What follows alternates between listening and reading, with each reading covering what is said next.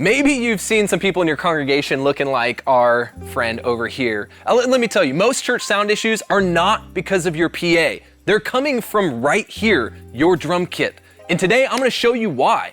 Your mix might feel harsh, muddy, or out of control, and it all starts with how you're shielding your drums. So let's dive in.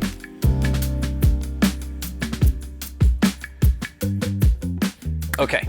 We have all been told at one point in time, man, the drums are just too loud, whether it's actually through the PA or in the room. So what do? We start throwing up baffles, shields, cages, whatever you want to call them, anything to block the noise.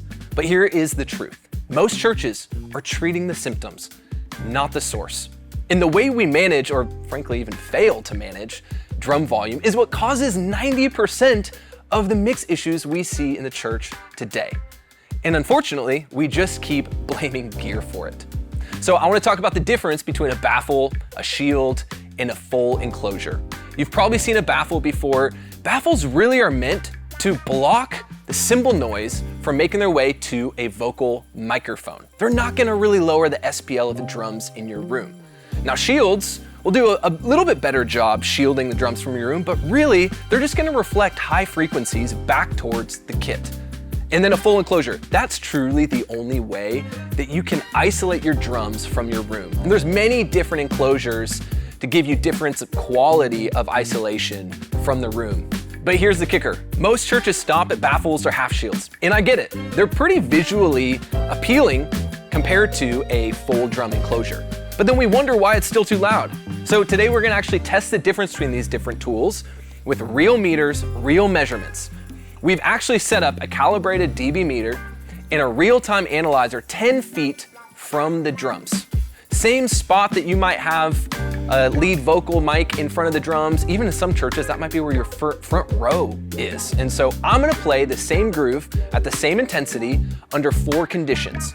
First condition, no shielding whatsoever. Second condition, we're gonna use some cymbal baffles.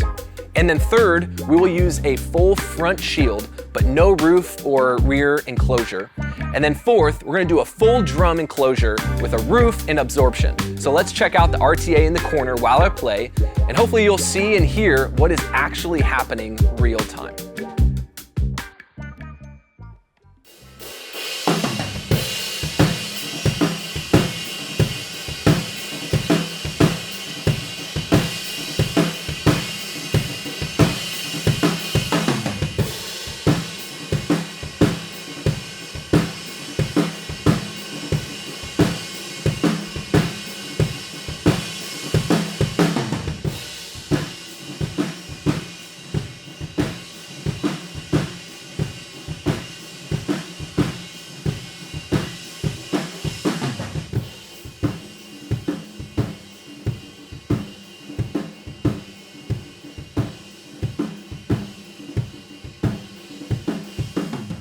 All right, so you've heard the difference between the 4 different methods of shielding. Really, one of the methods is no shielding whatsoever. And you saw in that example with no shield, we were peaking at about 102 decibels. That is loud. Most churches today are not gonna be peaking beyond 97, 98 decibels. What that means is you're just fighting your drums. All that volume coming off the stage, you are trying to push above with your PA, and then your people start to look like our friend over here. Okay, so when we introduce baffles, you saw as well, they didn't really lower the SPL. They kept a little bit of that high-end frequency range you can see in the RTA from making its way to the measurement mic, but it really didn't help us solve this problem of loudness from the stage, and the drums particularly.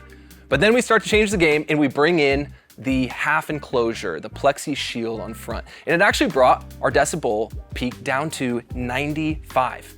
So now we're in that range where we're now below the PA and what we want to be pushing at a peak of 96, 97, sometimes 98. So it's better. And it pushed a lot of that frequency, high frequency range back to the drums. Now, where this becomes a little unfortunate is we've got an LED wall behind us. A lot of you might have a hard surface behind your drums. All that volume is just gonna reflect off there and then push back into your congregation. That's where we start using the full enclosure. And you saw with the full enclosure, we brought the peak decibel down to 88. That is a massive difference, like a 15 decibel swing from nothing at all to full enclosure. This gives you the headroom you need to be able to push your mix up to the level where you want it to be and not be fighting the drums. Okay, so a massive, massive difference that a full enclosure can make on your mix.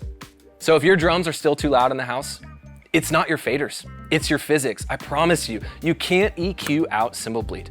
You also cannot compress down stage volume. You have got to control the source. And to encourage you, the tools we are using to do that today are not that expensive. A full drum enclosure is available online at many retailers like sweetwater.com, Guitar Center. But if you want to go further, you can order a custom drum enclosure with a curved front. It actually can look really nice.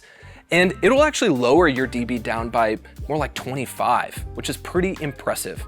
If you want to go deeper into how to get your drums sound better in the house, we've got a complete guide to drums available on the MxU platform. I will link it in the description below. And I also want to mention, we recently released a YouTube video called Everything You Need to Do Before You Mic Your Drums. This is going to help you get that modern worship drum sound that we are all going for today in the church. So just as a reminder, you don't need more gear. You need fewer assumptions and better systems. Don't let your drum setup hijack your mix. Get control of your stage, and you will finally get control of your church's sound. Man, I hope this video is helpful to you. Please, as always, like and subscribe, and we will see you next time.